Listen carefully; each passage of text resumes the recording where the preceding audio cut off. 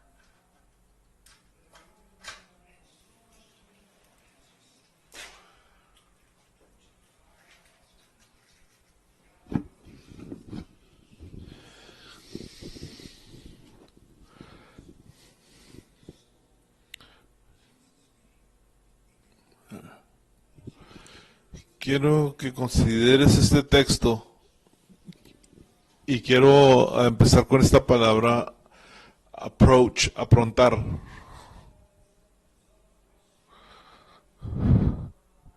Y no sé si es Pablo el que escribe esto en la palabra de Dios, pero dice esta carta a los judíos que están en persecución.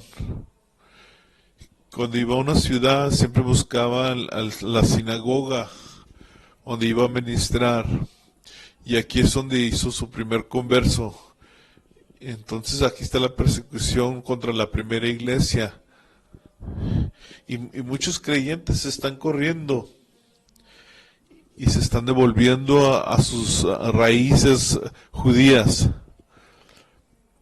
Y básicamente el libro de Hebreos hace el caso de que cristianidad es mejor que ser judío. Es mejor ser cristiano. Y 13 veces dijo mejor. Y que el evangelio de la cristianidad es lo real, es lo real. Y hace ese caso en este libro. Y cuando vemos este texto esta noche, y es interesante que no nomás es doctrina, porque es exhortación, y le escribe a estos cristianos, y muy interesante lo que dice para agarrar su atención en verso 25. Así como ven el día acercándose. Y primero quiero ver el contexto, es cuándo y dónde.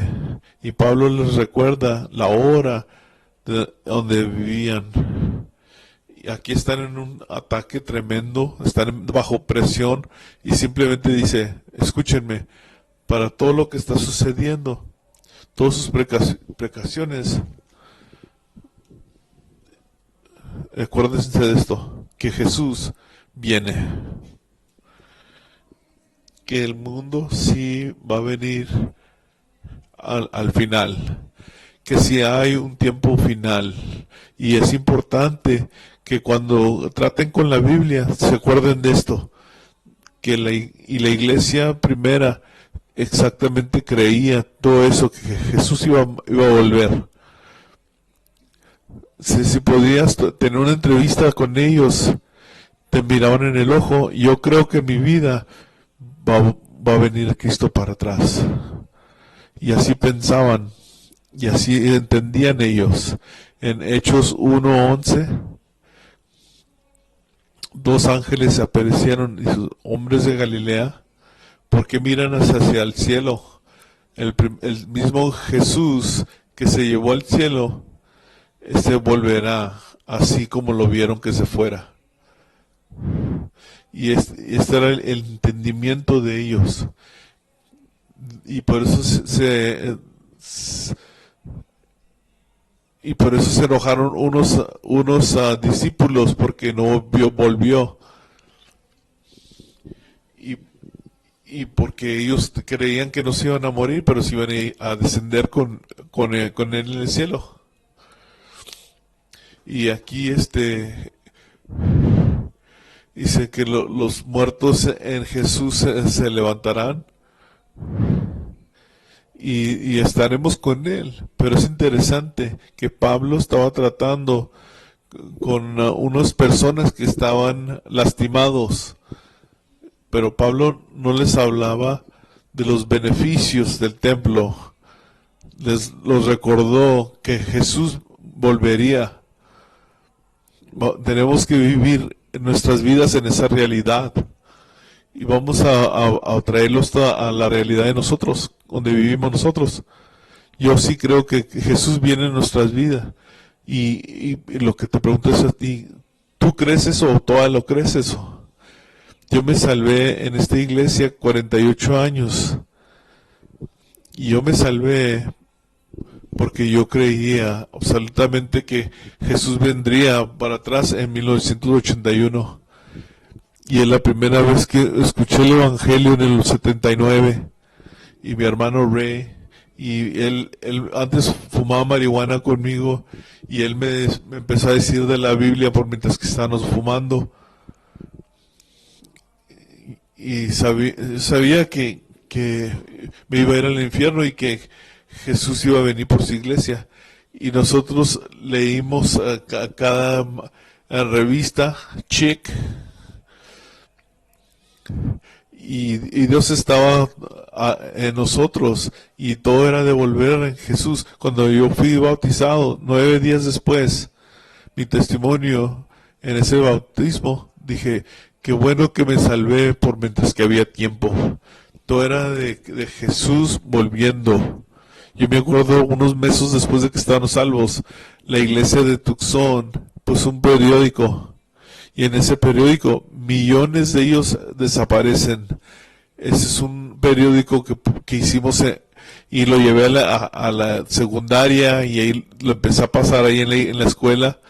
Unos cientos de ellos los pasé y los pasamos, y unos se los llevaron a la base militar, y por mero me echaban fuera de la escuela. Cuando me fui a San Antonio, lo hice también allá, porque era todo de Jesús volviendo para atrás. Era el contexto de mi vida, y la única razón que no me iba a resbalar, porque sabía que si me resbalaba, Él podría volver esa noche que yo me resbalara. Era mi contexto. Eso me detuvo para quedarme salvo, conociendo que Jesús podría volver. Mateo 24, Jesús dice, si el maestro de la casa supiera que el ladrón entraría, entonces tú también estés listo, porque el Hijo del Hombre vuelve a una hora que no lo puedes esperar. Cada uno de nosotros tenemos que poner atención. Muy claramente nos dice que si crees que puedes hacer todo lo que puedes hacer y nada va a pasar, porque tienes gracia, dice eso es lo que le dice la palabra de Dios, dice, quédate listo, dice la palabra. Marcos 38, 35. No sabes a qué horas vuelve el Señor. Y les digo lo mismo que les digo a todos, miren así. Y yo no le decía a la gente, te puedes morir ahora.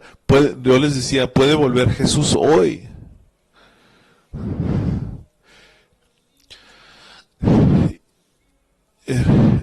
Todo lo que estás viendo en esta conferencia era de que Jesús iba a volver.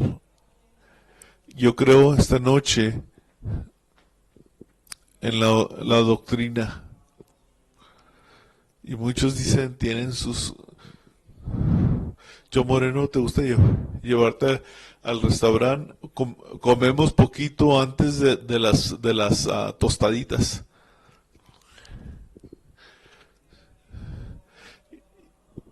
Y dice la gente en Mateo 24, dice, es muy fácil, más fácil que eso. ¿Crees que Jesús viene o no viene? Está fácil así. Si crees que puede venir hoy, o puedes decir, ¿sabes? Acuerdo de las escrituras, la palabra de Dios dice que, déjame te digo, nosotros creemos en la doctrina de emanencia. Hal Lindsey escribió un libro que de los últimos tiempos se vendieron 28 millones de copias. 28 millones de copias. De eso estoy hablando. Déjeme segundamente. Es de la palabra asemblar. Y claramente nos da un aviso muy, muy bueno. No para de ir a la iglesia. No, dice la palabra que nos juntenos y no dejar de juntarnos juntos. Claramente te voy a hablar de ir a la iglesia. ¿Sabes qué pasa? Es que tomamos estas palabras y las empezamos a cambiar. No se te olvide ir a la iglesia, no se te olvide ir a la iglesia, pero en verdad traen una verdad más seria. Porque Pablo básicamente nos está diciendo aquí que lo que te va a causar a sobrevivir la hora de persecución está conectada en tu relación a la asamblea. Lo que te va a hacer sobrevivir la persecución que viene es tu relación a la iglesia. No tú yéndote a una cueva y te vas a llevar unas comidas para sobrevivir ciertos días, pero la respuesta no es tratar de sobrevivir, la respuesta es quedarte en la iglesia, en la casa de Dios. Hechos 3:23. Y se fueron a sus compañeros y le reportaron a los sacerdotes y les dijeron, esto es lo que pensaban y esto es lo que hicieron. Fueron y a sus compañeros y les dijeron, los vamos a juntar. Y Pedro lo dejaron fuera de la cárcel y fue a la casa de María, porque ahí estaba la iglesia y estaban juntos. Y también los Hechos 18, Pablo está administrando en una iglesia y estaba predicando muy largo, y un joven que se durmió en la predicación y se cayó de la ventana. Y déjame una advertencia, que no se te vayas a caer.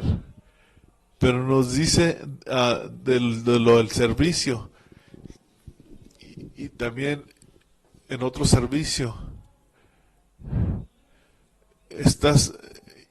y hay muchas evidencias allí que están y eran en la asamblea. Corintios 5:4 es el nombre de Jesús.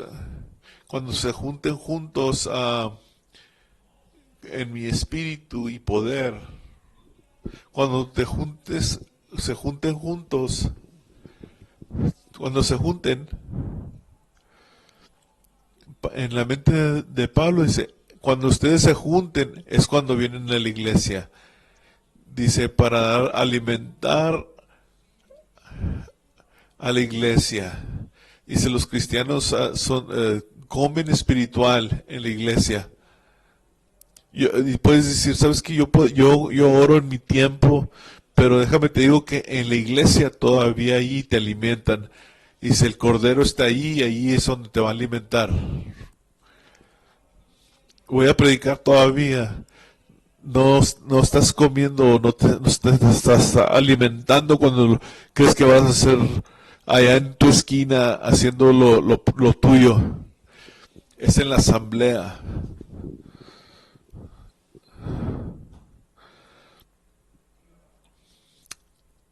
Y sabes, el retrato que tenemos aquí del tabernáculo nos da del sacerdote, te lleva hacia adentro la palabra y está la mesa del pan y los santos de santos y toma su tiempo para decir que Jesús es el sacerdote más alto y que también es el cordero que quita el pecado de todo el mundo, y todo eso se dice para traernos a la asamblea de la iglesia. Y dice Pablo, no se te pase eso. Dice, todo ese ministerio pasa en la iglesia y no están separados. Pero tú puedes decir, yo tengo todo esto y ya sabes cómo está la iglesia. No entiendes. Todas las dinámicas que estamos hablando suceden en la iglesia. Es muy interesante, después de los terroristas en Sri Lanka, que después de los ataques pusieron no dejar, no se puede quedar alguien muy tarde. Pero miren lo que dicen, que no podrían abrir la iglesia porque se considera una agresión. Y cuando escuché a Roger Gamboa, que estaba ahí unos años, dice, amén, dice, cada vez que nos juntamos es un acto de agresión, porque los violentos lo toman por fuerza, dice la palabra. Nosotros somos una amenaza al infierno. No nos quieren que tengamos este tipo de dinámicas. No quieren, porque viene gente de todo el mundo aquí, de todos lados, de África, de Europa. ¿Por qué estamos aquí? Porque sabemos que cuando nosotros nos juntamos, Dios va a hacer algo. Entonces, por eso tenemos que considerar la palabra de partir.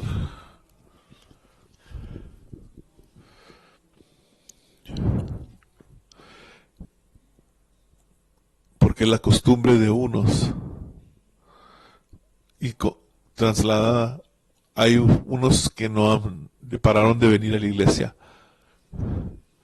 Todo en este tiempo de persecución, hay unos del pueblo que estaban en la asamblea, ya no están en la asamblea, están sin asamblea.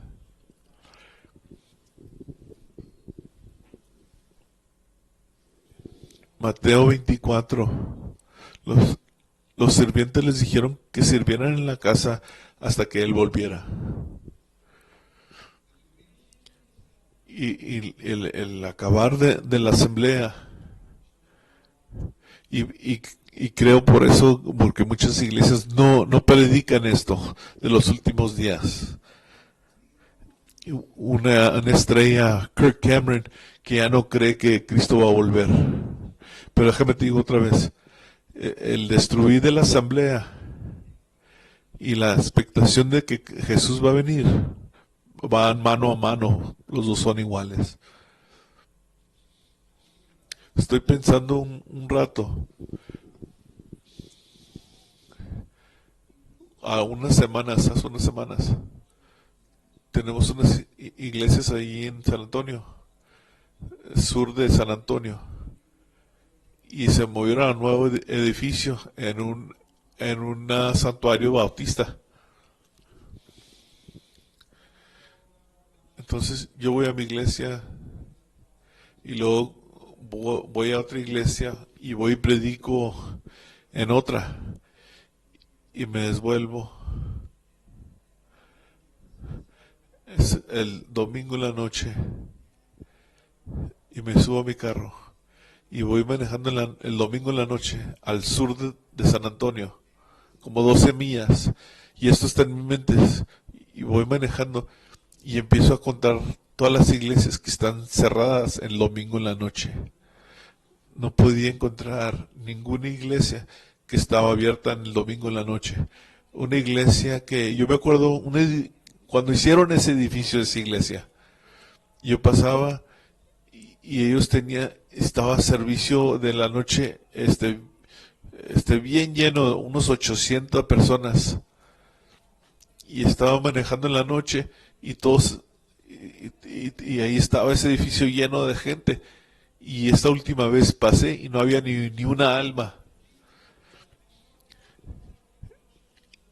Y luego me fui a otra calle nomás para ver dónde estaban otras iglesias que me acordé.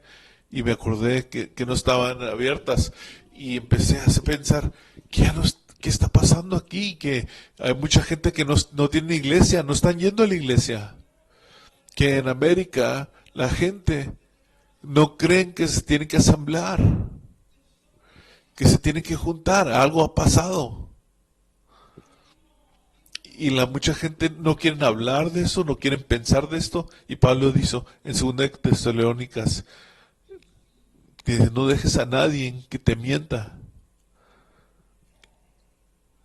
porque ese día no viene hasta que muchos caerán y luego viene. Pablo le está diciendo, Pablo les dice, les voy a hacer esto muy claro, les voy a hacérselo muy claro, escúchenme.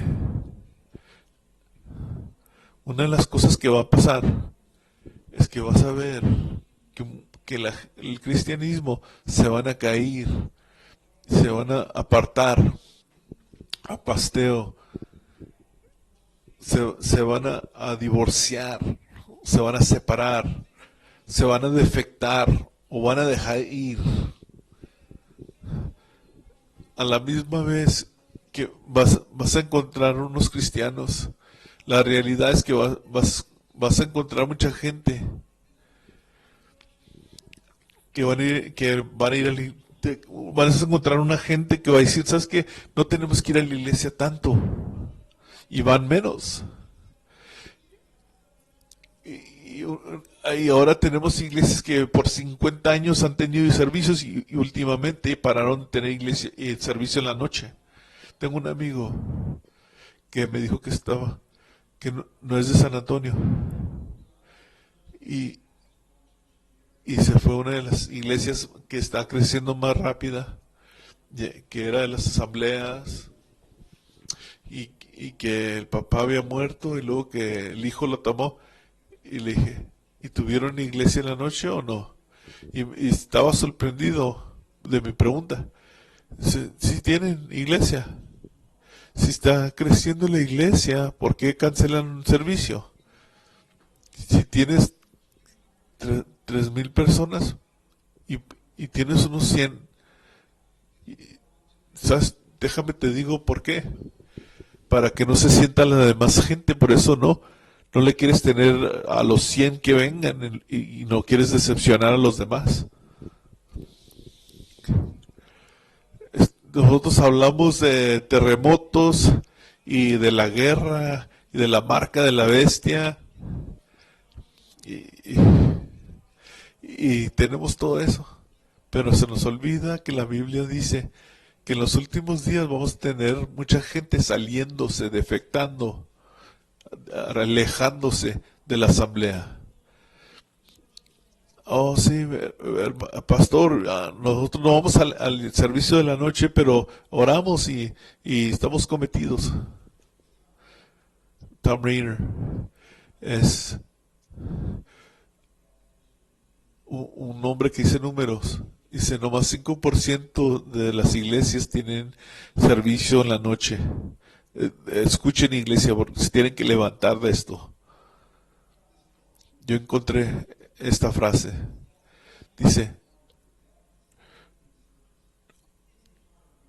Dice, no puedo parar de decirles que el domingo está decayendo y no tienen servicio en la noche. De 400 a 500 personas, nomás unos cuantos vienen.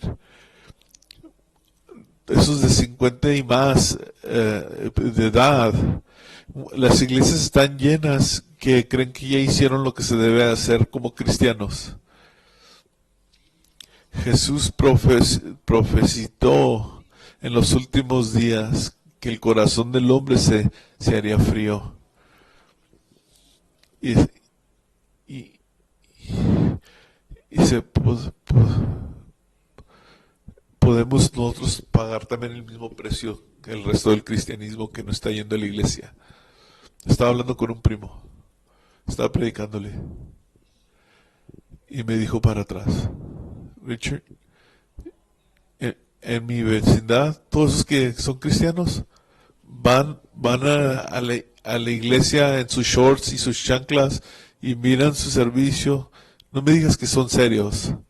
Y eso no soy yo, es mi primo, que no es salvo. Que él, él ve que está muy superficial ese tipo de cristianismo.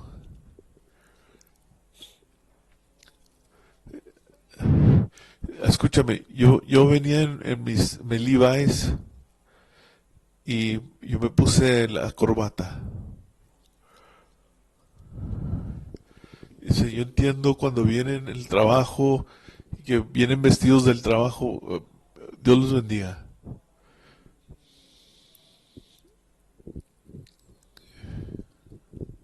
Y hay unas mujeres que no se quieren ni cubrir. Y hay gente que se quiere vestir así muy bajo. Pero es algo que está pasando en nuestro mundo hoy. Hay un hombre llamado Paul Chappell y da 10 razones por qué debemos de tener un servicio en la noche. Déjame todo el 10, el último. Dice, el avivamiento no viene a una ciudad por la predicación y oración. Dice, ¿cuántos quieren avivamiento?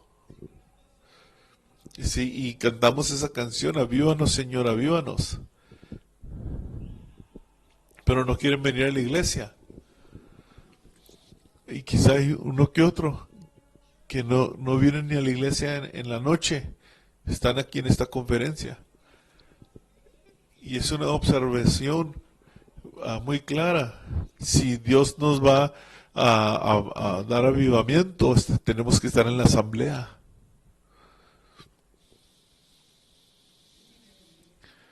Y no es misterio que en la hora que vivimos hoy, el problema es, pues los cristianos ya fuman marihuana. Y no estoy bromeando. Estamos en los días. ¿Sabes qué? Que dice, ¿sabes qué? Yo amo a Cristo y me gusta ir a la iglesia, pero yo fumo marihuana, así como Chich Marín, de los Cheech & Chong. Y quizá como este pastor Craig Cross, a la edad de 40 años, todos fuman marihuana. Y así está la gente. Ahorita mucha gente que dice que porque el dolor de cabeza y no tenía ni modo de sanar. Y dice ahora que él se siente mejor. Y dice, esa cruz verdecita. Estamos hablando de un pastor cristiano que ahora está diciendo con la idea de que tenemos que tener una conversación en la iglesia. Ten cuidado con esas personas que dicen, ¿sabes qué? Nosotros tenemos que tener esa conversación de marihuana. Dice, yo cuando los tenía a los 12 años, ahí, dice, yo a los 12 empecé en el parque con mi conversación con marihuana. Pero yo cuando me salvé y les dije, no fui a la fiesta porque le di mi vida a Jesucristo. Y uno de ellos sacó un cigarrón de marihuana y lo prendió y lo empezó a pasar y me lo pusieron en mi mano.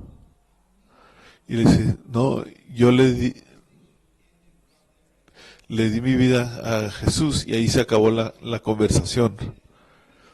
No es un misterio esta noche que Pablo habla sobre esos que estaban tomados, que en los últimos días va a haber un mundo que está borracho, y también en los días de Lot, que va a haber un mundo que está intoxicado. Y dice, ¿qué vas a decir a esos que son liberados del alcoholismo y van a ser cristianos que toman poquito vino? Y dice la palabra de Dios que van a estar intoxicados para este tiempo. Van a estar intoxicados de muchas cosas. Y no me sorprende eso de que cristianos estén tomando vino y muy pronto van a empezar a fumar marihuana. Estás viviendo por unos estándares cuando recién te salvaste. ¿Lo estás haciendo hoy? Déjame te digo que esa manejada que di ahí en San Antonio, viendo todas las iglesias cerradas, me sorprendió. Las iglesias están cerrando y nadie le importa. Déjame cerrar con una palabra. Otro. Dice, exhortando unos a los otros. Y es algo interesante. Estamos hablando de la asamblea esta noche. En la iglesia local es donde desarrollamos relaciones con la contabilidad. Y si entramos a esa persecución que vamos a entrar, está prometido en la palabra, déjame te digo que ser contable es algo bueno, no es algo malo. De que ser parte de eso. Últimamente tuvimos el campamento para los jóvenes y enseñamos a esos jóvenes que les importa la persona que está enfrente de ellos y enseguida. Y tú nomás sabes quién eres tú cuando tienes relación con esos a tu alrededor. La Biblia dice, la palabra de Dios dice, provócanse unos a los otros, y está hablando de relaciones que si te empiezas a resbalar, alguien te puede decir, ¿qué te ha pasado? ¿Por qué no estás viniendo a la iglesia? Te está pasando.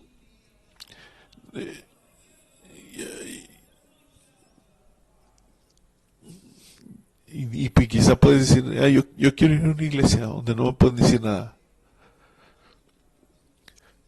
Dice este hombre que yo conozco, yo fui a una iglesia ahí en San Antonio, es una de las iglesias más grandes. Dice, me gustó, pero fíjate que me gustó porque puedes ir y nadie me puede decir nada y nadie puede saber si vas o no. Y Pablo dice, tú necesitas donde puedes ser contable. Proverbios 17 dice, el amigo te ama todo el tiempo y el hermano está criado en adversidad. Si tú necesitas querer la seguridad y en los 40 años donde yo he servido, es mi mismo pastor también de 40 años. Y esa gente que han orado contigo y te pueden decir que estás mal, quizás estés mal porque esas personas te conocen por 40 años. Todos me están juzgando.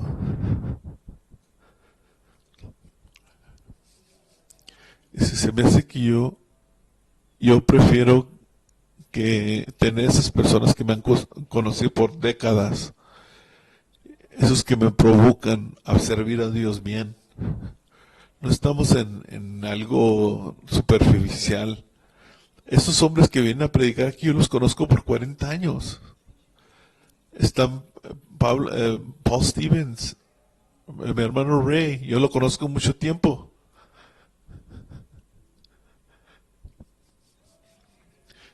Nosotros no vemos para que nos sentirnos bien. Estamos para ser provocados.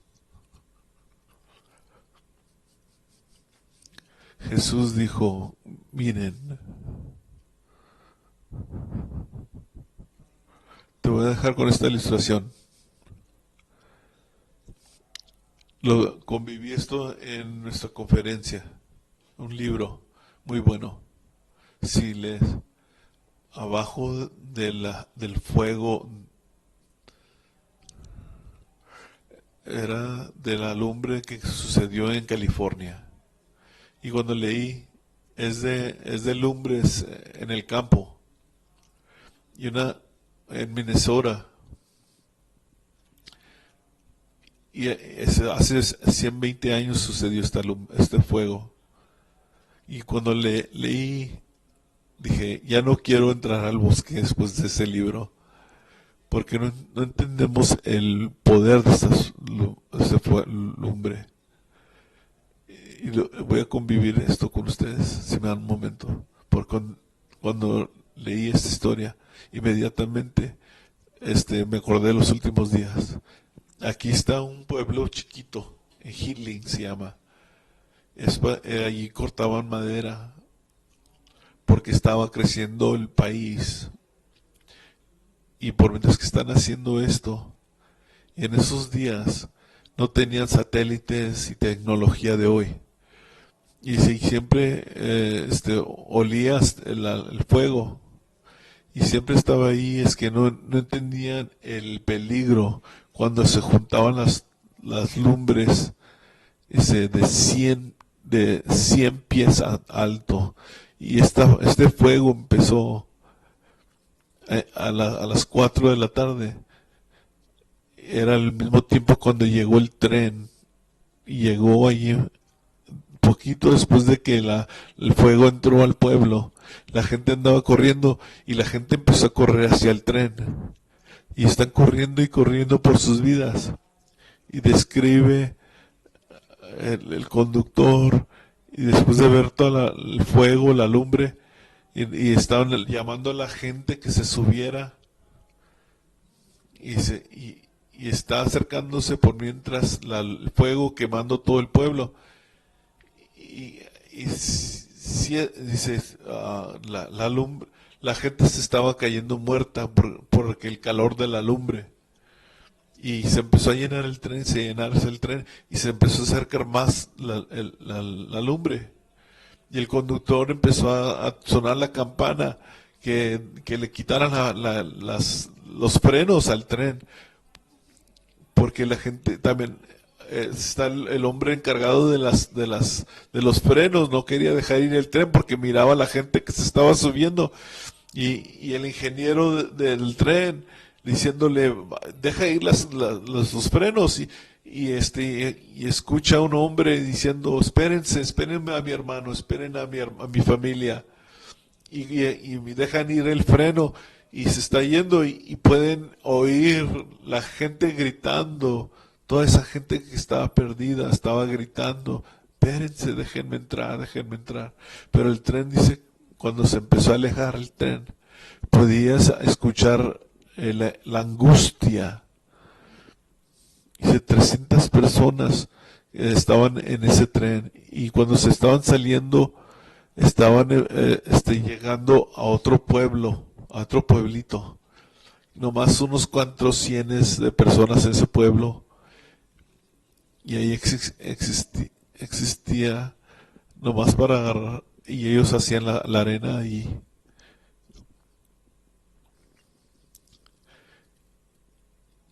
luego llegan, está llegando el tren, está la gente en la plataforma para subirse al tren, llega el tren, está en este pueblo, pero pueden escuchar el llorar. Llegan, están 300 personas, el olor del humo, y la gente está llorando, sus ropas quemadas, y empezaron diciéndole a la gente, súbanse al tren, ahí viene, súbanse al tren. Y que la gente de la ciudad dice, pues ¿qué está pasando aquí? Y se les hacía extraño que toda esta gente está llorando y clamándole que se subieran al tren. Y luego dice que se reían de eso. No podían entender porque parecía algo de otro mundo. Y luego minutos empezaron a pasar y unos cuantos se subieron, y había mucha gente nomás mirando a la gente del tren, y se les hacía extraños y raros, y les decían, súbanse al tren, y luego finalmente los conductores del tren dicen, tenemos que irnos, y deja ir los frenos, y se va el tren, y ahí se quedaron 10 personas, se quedaron cientos de personas por 10 minutos, y todo de repente, todo empezó a cambiar. El aire empezó a cambiar y el calor vino sobre la ciudad. Dice que gases como nubes. Era lo que dice. Era como si algo gigante, una torcha gigante, había llegado al pueblo en la primera calle.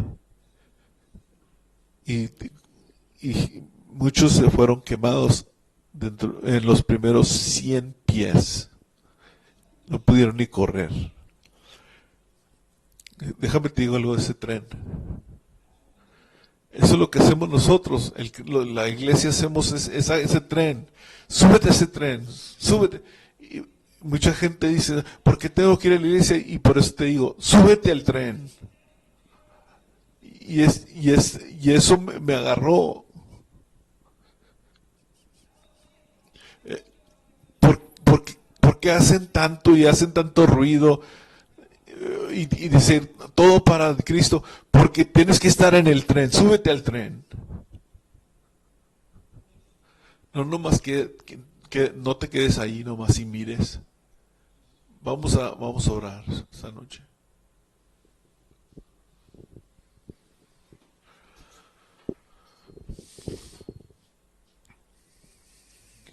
Súbete al tren. Qué poderoso. Tenemos que traernos esto a nuestro servicio esta noche, que esto nos empiece a animar para traer a otros esta noche al servicio. Llámenles por teléfono y tráiganselos a este edificio. Y vamos a dejar esto que nos ayude para el día. Vamos a predicar y ver lo que Dios va a hacer. Y vamos a empezar en unos momentos.